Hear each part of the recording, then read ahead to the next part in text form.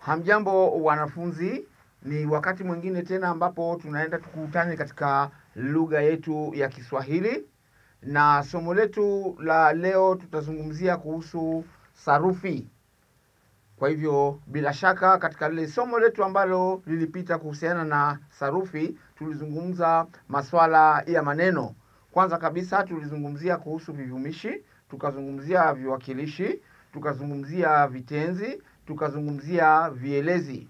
Ijapokuwa masuala ya vitenzi hatujamalizia, na hatuwezi kwenda katika vitenzi kwa kiholela tu. Ni lazima tuende kulingana na ratiba ya kitabu chetu hiki kilichoandikwa na Profesa Wamitila. Kwa hivyo ninawakaribisha nyote, na ningependa kama ilivyo desturi na ada, mchukue daftari zenu na kalamu za kuweza kunakili yale yote ambayo nitayazungumzia. Na kwa leo tutajifunza kuhusu matumizi ya vitu mbalimbali katika uakifishaji. Kwanza kabisa tutajifunza matumizi ya kiakifishi ya koloni mkato. Halafu baada ya hapo tutakuja tuone matumizi ya koloni kamili. Halafu tutakuja tuone mnyambuliko wa vitenzi. Halafu baada ya hapo kisha nitawapatia fursa nyinyi kama wanafunzi wangu na waenzi wa lugha ya Kiswahili muweze kuniuliza maswali. Kwa hivyo karibuni sana. Mwalimu ni yule yule Konzi Nzaka. Wacha niandike kile ambacho kimenifanya nisimame mkabala wenu. Kama ilivyo kawaida ni sarufi. Na tumesema kwamba tutazungumzia kuhusu uakifishaji.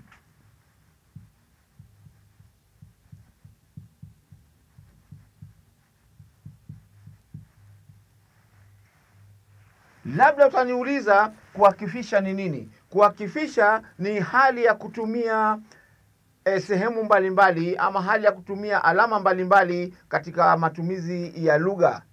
Kwa mfano, huwezi kumpatia ruhusa mtu yoyote ambaye atasoma uweze kumwandikia msururu wa sentensi bila kumpatia nafasi ya kuweza kupumzika. Kwa hivyo uakifishaji unahusisha vitu kama nukta, vitu kama kipumuo ama alama ya mkato, pia vile vile koloni na kadhalika. Kwa hivyo ndivyo viakifishi, na tunaposema uakifishaji huwa tunazungumzia kitendo cha kutumia hizi alama. Kwa hivyo nafikiria mko tayari, na bila shaka tutaenda sako kwa bako kwa muda huo wote ambao nitaweza kuwaeleza.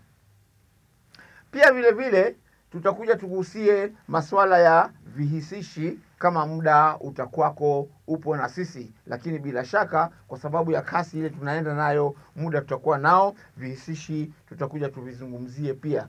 Kwa hivyo tuangalie nukta mkato. Kihisishi cha kwanza, nukta mkato.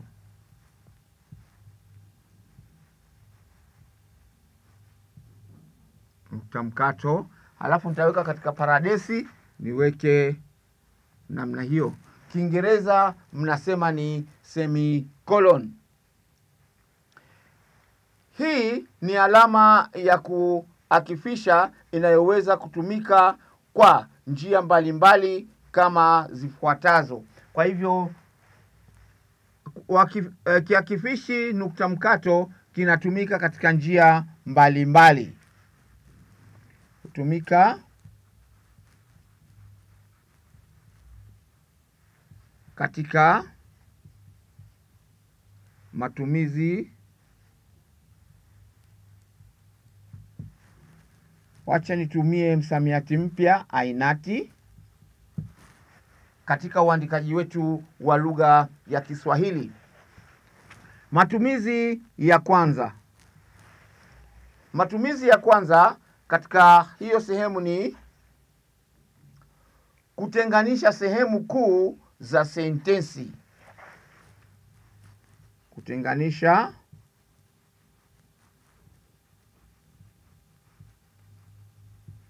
sehemu kuu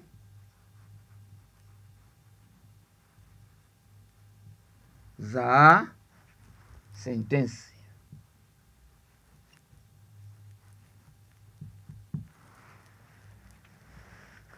Hizi sehemu kuu zinazotenganishwa katika sentensi ni kama vipi? Kwa sababu hata hivi viakifishi utakavyovitumia kiholela, basi utakuta kwamba pia wakati wa mtihani, mahususan nyinyi wanafunzi wa kidato cha 4, utaweza kuta kwamba utamwachia yule mwenye kusahihisha kazi yako alama zako pale.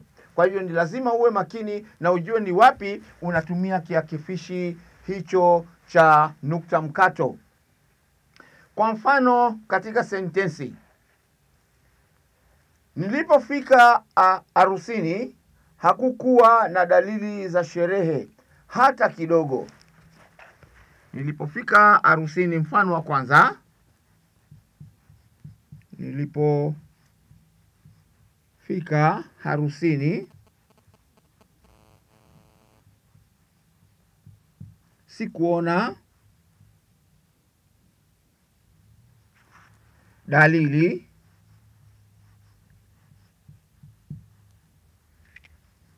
ya sherehe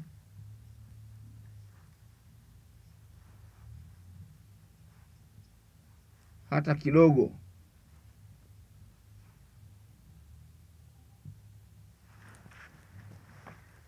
Nilipofika harusini sikuona dalili ya sherehe hata kidogo. Huyu bwana ametoa mdokezo tu kwamba ile harusi ambayo alikuwako amefika kuhudhuria, alipofika pale hakuona dalili yoyote. Kwa hivyo hapo anajaribu kutudokezea tu. Wacha tuone ni lipi lilitokea baada ya hapo, kwa sababu nimesema hii kazi yake ya kwanza ni kutenganisha sehemu kuu za sentensi.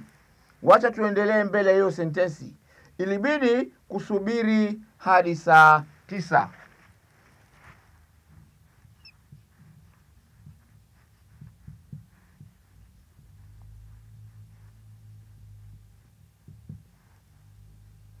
Hadi saa 9.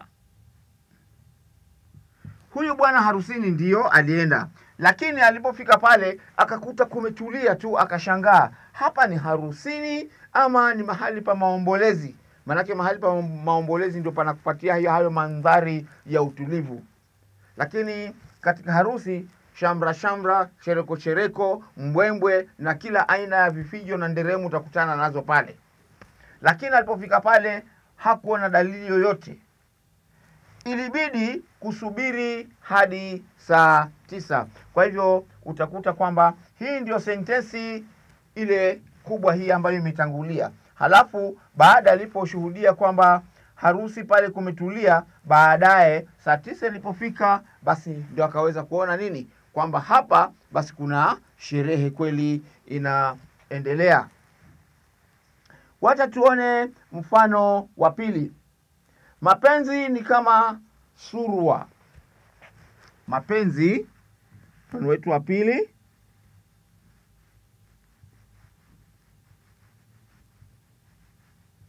Mapenzi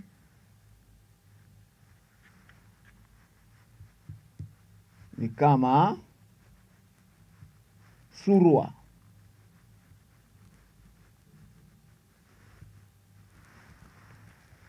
Huyu bwana analinganisha mapenzi na surua.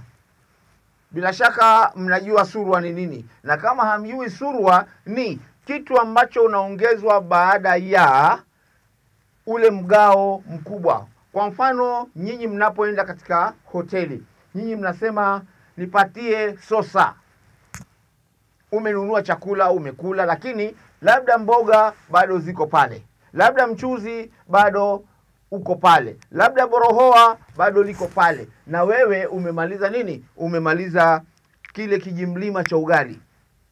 Unamwambia yule mhudumu, we bwana hebu nipatie sosa. Kwa hivyo ile sosa katika lugha ya Kiswahili ni surwa. Kwa hivyo bwana mapenzi anasema mapenzi ni kama surwa. Sijui kama anasema ukweli ama ni katika minajili ya kufundishana matumizi ya kiakifishi cha nukta mkato. Wacha niendelee hapo mbele pia. Nimesema kwamba mapenzi ni kama surwa. Kila mtu ni lazima apite njia hiyo. Kila mtu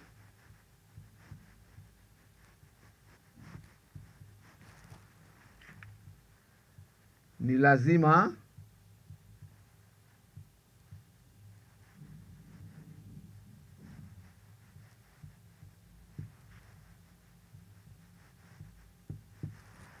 haya.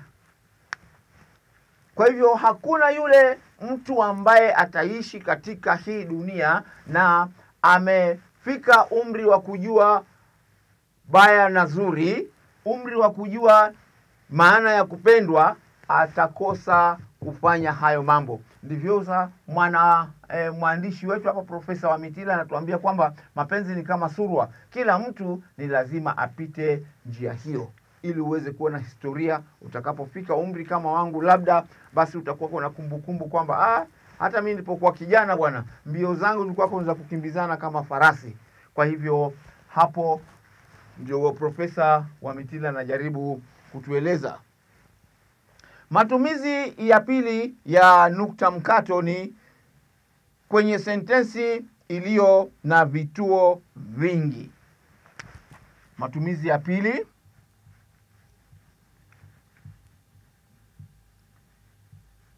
kwenye sentensi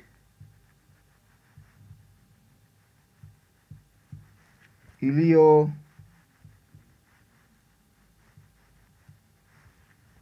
na vituo vingi. Vituo gani? Vingi. Vituo vingi. Vituo vingi ili kutenganisha sehemu zake kuu. Ili kutenganisha sehemu zake kuu. Sehemu zake nini? Kuu. Hai. Labda sentensi ni ndefu sana, na katika ile sentensi kuna sehemu ambazo zinatofautiana kidogo kidogo, japokuwa muktadha ni mmoja. Kwa hivyo nukta mkato inaweza kutumika pale kuleta ule mgao na kumpa fursa yule atakayesoma aweze kuelewa vizuri jambo ambalo unalizungumzia. Kwa mfano, wacha tuandike moja kwa moja mfano. Kwa mfano katika sentensi, tulipofika hospitalini, tulipofika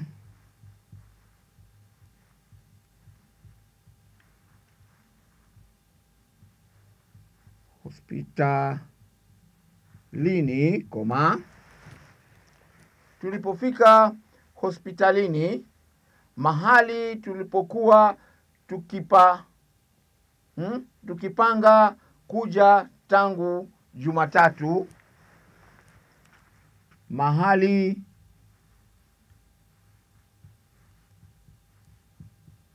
tulipokuwa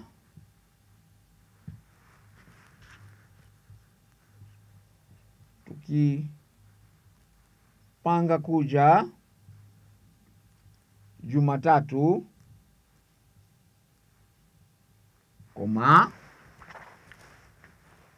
tulipopanga kuja Jumatatu,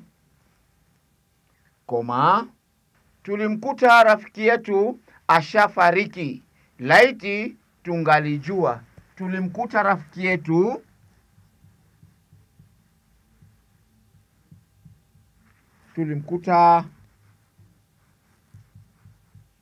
rafiki yetu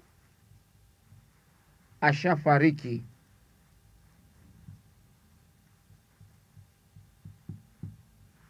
Laiti tungalijua.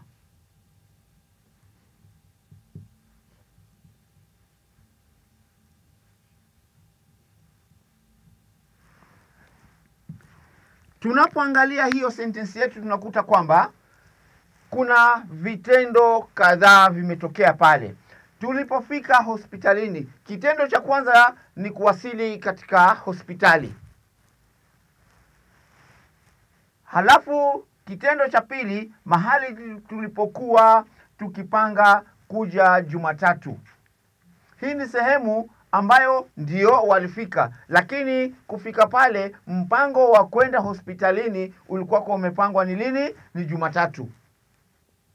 Mwandishi akakupumzisha na kipumuo pale, ama na mkato, ama na koma. Halafu akaendelea, tulimkuta rafiki yetu ashafariki, laiti tungalijua. Kwa hivyo hapo kuna sehemu tatu. Sehemu ya kwanza ni kuwasili hospitalini. Sehemu ya pili ni mpango waliokuwa wameupanga kufika pale hospitalini. Halafu na sehemu ya tatu, walipofika pale walimkuta ameshakata roho. Hapo ndio wakatumia ile nukta mkato, kwa sababu hiyo ndio ilikuwa ni sentensi 10. Halafu wakasalia kujuta, laiti tungalijua. Je, mwanafunzi, kuna swali hadi mahali hapo ambapo tumefika? Natumaini hamtakuwa na tatizo lolote wakati wa mtihani wako, mahususan wewe mwanafunzi wa kidato cha 4, utakapoelezwa kwamba tumia nukta mkato kutungia sentensi 2 au 3. Kwa hivyo hutakuwa na tatizo kama utakuwa umezingatia maelezo yale ambayo nimekwambia kuhusiana na matumizi ya nini? Kuhusiana na matumizi ya nukta mkato katika somo letu la leo la sarufi chini ya anwani ndogo uakifishaji. Basi kama hakuna swali lolote na unajua kwamba umeamini hiyo sehemu yetu ambayo tumezungumzia ya uakifishaji nukta mkato, wacha hivi sasa nizame kwenye sehemu nyingine ya uakifishaji, lakini wakati huu tutazungumzia kuhusu swala la nukta mbili.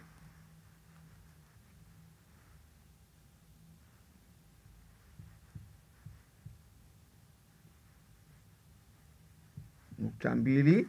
Pia vile vile wanasema semicolon. Kumradhi, wanasema colon. Wanasema colon. Utohozi huu ni utohozi. Nukta mbili colon. Pia vile wanasema nukta pacha.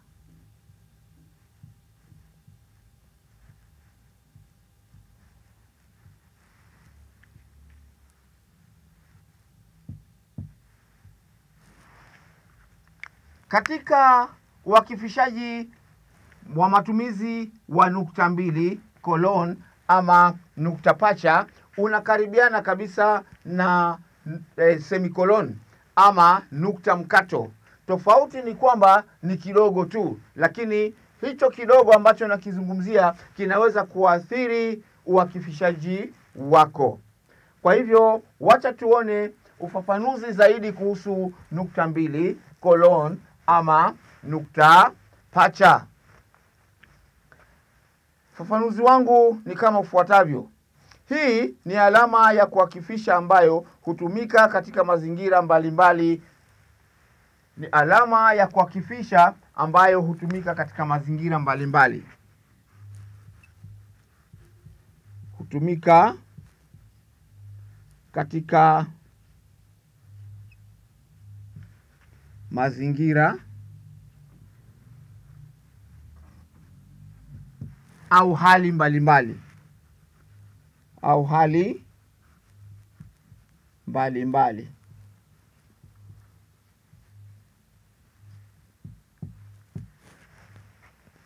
Baadhi ya mazingira ambayo huwezesha nukta mbili kutumika ni kama yafuatavyo.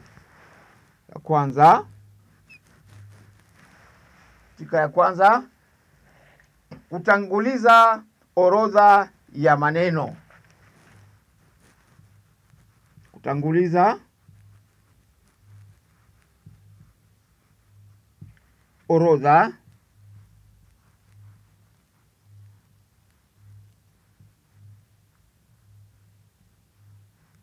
ya maneno. Kwa hivyo hiyo ndio kazi yake ya kwanza ya nukta mkato, kutanguliza orodha ya maneno, na tutaelewa zaidi wakati tutakapotazama mifano ifuatayo. Kwa mfano, tulipofika uwanjani tulikuta timu 3 zimewasili. Mfano wa kwanza, tulipofika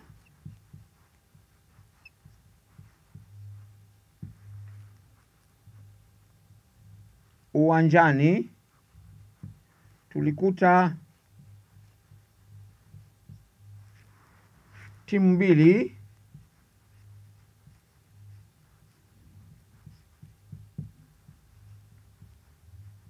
zimefika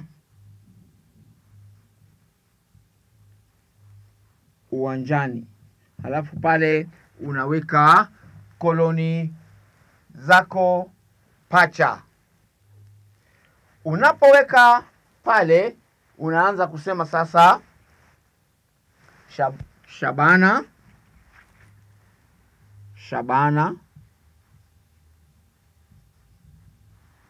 Timu ya Shabana ndio ya kwanza ambayo unaiorodhesha. Alafu timu ya Stima nayo ikawa imefanya nini? Pia vile vile ikawa iko pale uwanjani. Kwa hivyo hizo ndio timu 2 ambazo zilikuwako zimefanya nini? Zimefika. Na unapomalizia pale usisahau kuweka nukta yako kuonyesha kwamba pale sentensi yako ndio imefika. Kwa hivyo mwanafunzi, tulipofika uwanjani tulikuta timu 2 zimefika uwanjani. Hapo sasa unataka kuorodhesha. Umeweka nukta pacha yako ama koloni yako ama nukta 2 zako pale. Halafu unaanza kuorodhesha Shabana, Stima. Kuna swali? Kama hakuna swali, wacha tuangalie matumizi ya pili ya nukta pacha. Tuangalie matumizi ya pili ya nukta pacha. Nukta gani? Nukta pacha. Katika matumizi ya pili ya nukta pacha, kutanguliza maelezo fulani. Kutanguliza maelezo fulani.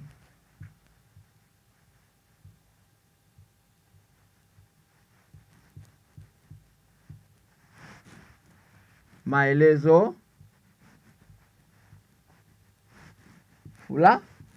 fulani. Hii ndio kazi yake ya pili ya nukta pacha, kutanguliza maelezo fulani.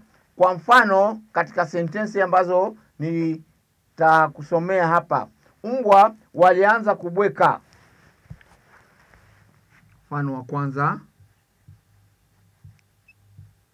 mbwa walianza kufanya nini? Kubweka. Halafu unaweka koloni zako.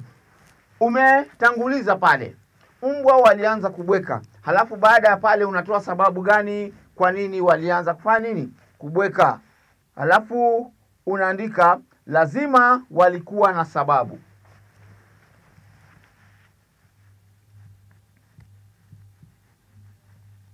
Lazima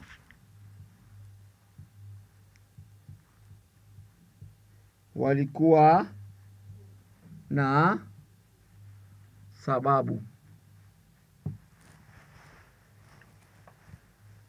Mbwa walianza kubweka, lazima walikuwa na sababu. Halafu baadaye pale ndio unaweza kuorodhesha zile sababu ambazo zilifanya wale mbwa kufanya nini? Kuanza kubweka. Halafu mfano wa pili, nilipowasili nyumbani nilishtuka kweli.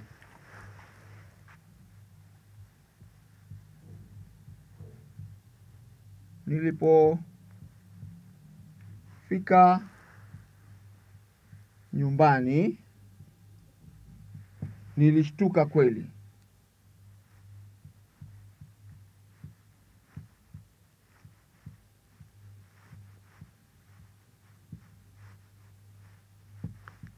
Unaweka alama zako za mkato pale. Nilipofika nyumbani nilishtuka kweli. Tunataka kujua ni lipi lililofanya ashtuke huyu bwana alipofika kwao nyumbani.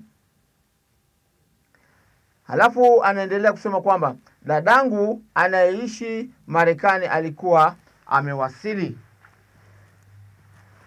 Tarudia. Dadangu anayeishi Marekani alikuwa amewasili. Wacha tutumie dada yangu badala ya mkato. Dadangu. Dada yangu anayeishi Marekani alikuwa amewasili.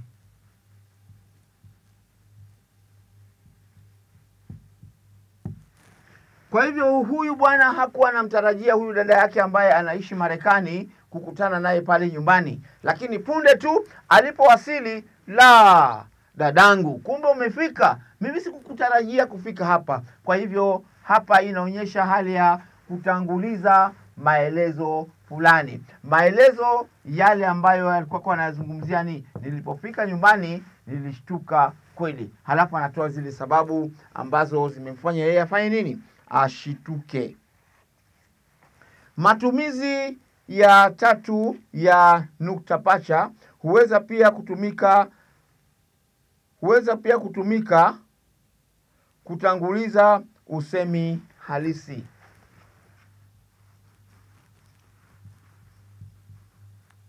Hutumika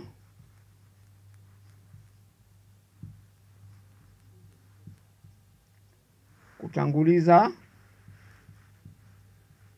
usemi halisi.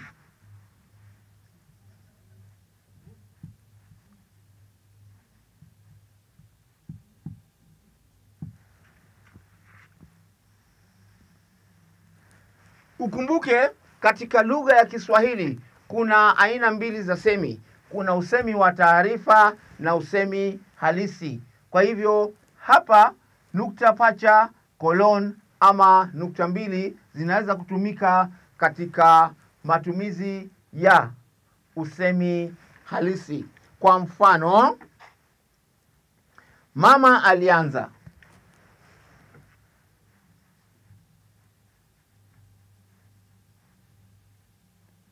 Kwa mfano, mama alianza, unaweka nukta zako mbili pale. Halafu unaendeleza kwa yale maneno halisi ambayo aliyazungumza yule mama. Mimi sitaki kuwa ninarudia jambo. Weka zile alama. Mimi sitaki kurudia jambo. Kurudia jambo.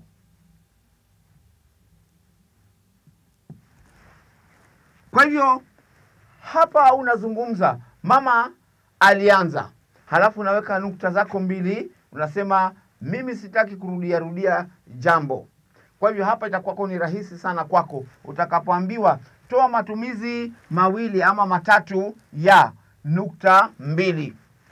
Wewe kama ni msomaji wa tamthilia, basi bila shaka akili yako utaipeleka moja kwa moja katika yale maandishi ya tamthilia. Halafu utaanza kuelekeza yule mhusika, halafu unaweka zile nukta mbili.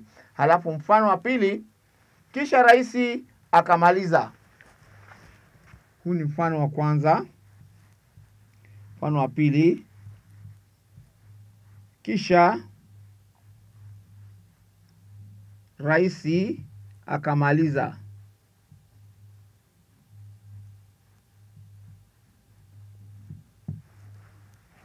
Kisha rais akamaliza. Yule asiyetaka akamaliza. Asiyetaka kutii ni msaliti.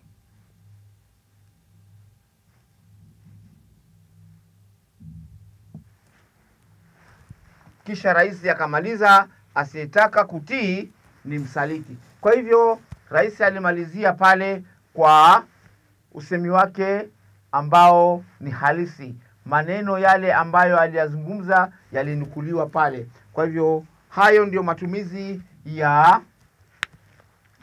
kiakifishi nukta mbili colon ama nukta pacha. Kwa hivyo matumizi hayo matatu yataweza kukupatia fursa wewe ya kuweza kujibu swali lolote kuambatana na matumizi ya nini? Matumizi katika uakifishaji kwa hii alama ya nukta. Je, kuna swali hadi hapo mwanafunzi?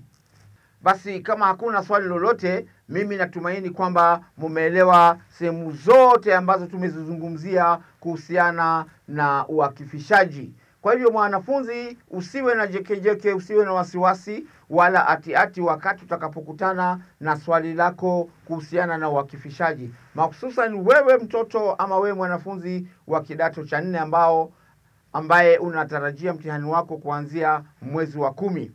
Kwa hivyo kama hakuna swali lolote, mwalimu wenu ni yule yule Konzi Nzaka, nikisema alamsiki, tukutane katika kipindi kingine kitakachofuata.